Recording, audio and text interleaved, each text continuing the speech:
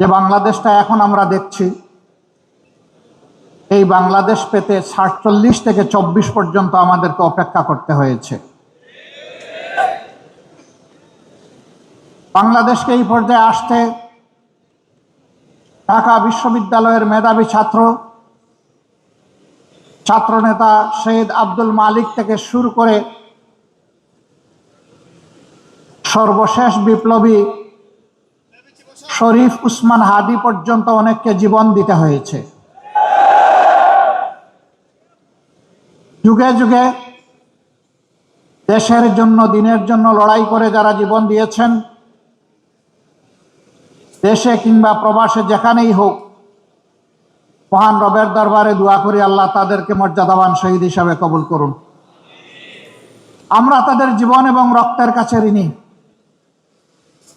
তাদের সাথে আরো যারা লড়াই করে আহত এবং পঙ্গুত্ব বরণ করেছেন, আমরা তাদের প্রতি গভীর শ্রদ্ধা নিবেদন করছি। সুপ্রিয় ছাত্র সমাজ, বাংলাদেশ ইসলামী ছাত্র শিবির আজ শুধু একটি সাধারণ ছাত্র সংগঠন নয়,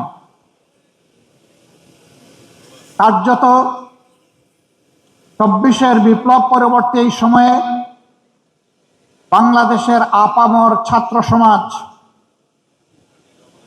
তাদের অন্তরের ভালোবাসা দিয়ে এই সংগঠনকে গ্রহণ করার মধ্য দিয়ে এই ম্যান্ডেট দিয়েছে আজ ছাত্র শিবিরকে ছাত্র সমাজের অভিভাবকের দায়িত্ব পালন করতে হবে।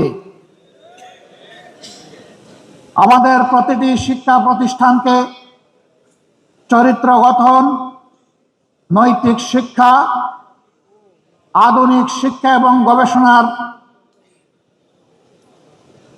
উর্বর ক্ষেত্রে পরিণত করতে হবে।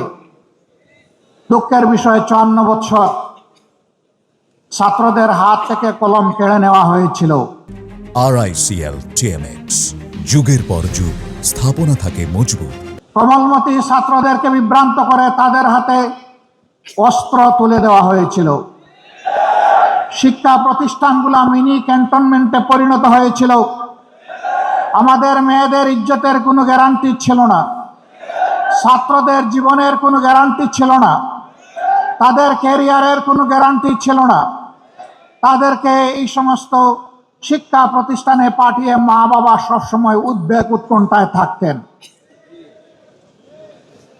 সেই কালো অধ্যায় আজকে বিদায় নিতে শুরু করেছে, কিন্তু কালো ছায়া এখনো জাতির উপর থেকে যায়নি। এই কালো ছায়াকে খতম করা পর্যন্ত আমাদের লড়াই, ছাত্র শিবিরের লড়াই অব্যাহত রাখতে হবে। আর যাতে শিক্ষা প্রতিষ্ঠানে কলমের বদলে অস্ত্র হাতে না উঠে, মাদকের বোতল হাতে না উঠে, মেয়েদের নিয়ে কোনো ধরনের বাড়াবাড়ি করা না হয়, আমাদের মায়েরা মেয়েরা শান্তি এবং নিরাপত্তার সাথে তারা যাতে লেখাপড়া করতে পারে, প্রতিটি ছাত্র যাতে তার মেধা বিকাশের জন্য উৎসাহ নিয়ে ঝাঁপিয়ে পড়তে পারে, সেই পরিবেশ সৃষ্টি করার প্রধান দায়িত্ব আজকে ইসলামী ছাত্র শিবিরের উপর অর্পিত হয়েছে। আর ছাত্র শিবিরের জন্ম হয়েছে এই জন্যে যে এরা জাতিকে চরিত্রবান, দেশপ্রেমিক, মেধাবী, আগামী দিনের নাগরিক এবং কারিগর তৈরি করে জাতিকে উপহার দেবে। আগামী দিনের দায়িত্ব নেওয়ার জন্য এই ছাত্র সমাজকে আজকে প্রস্তুতি নিতে হবে। আমরা জীবনের একটা পর্যায়ে চলে এসেছি। আমরা যা পেরেছি লড়াই করেছি, বাকি লড়াইয়ের এই রুমাল, এই রিলে রেসের শেষ ডেস্টিনেশন পর্যন্ত শক্ত করে হাতে ধরে সামনের দিকে তোমাকে দৌড়াতে হবে। তুমি সেই ছাত্র শিবির। আজ ছাত্র শিবিরের কাছ থেকে মানুষ যদি হতাশ হয়, যাওয়ার বিকল্প কোনো ঠিকানা এখনো তৈরি হয় নাই। এটি ছাত্রীদের রাস্তার ঠিকানায় পরিণত হয়েছে আল্লাহর অশেষ মেহেরবানিতে।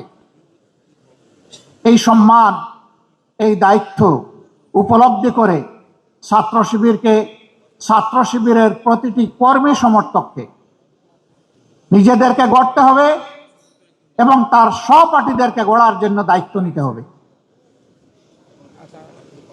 আমরা দেখতে চাই আর কোনো শিক্ষা প্রতিষ্ঠানকে, কোনো শিক্ষককে অপদস্থ করা হবে না, বরঞ্চ ছাত্র এবং শিক্ষকের সম্পর্ক হবে পিতা পুত্রের সম্পর্কের মতো।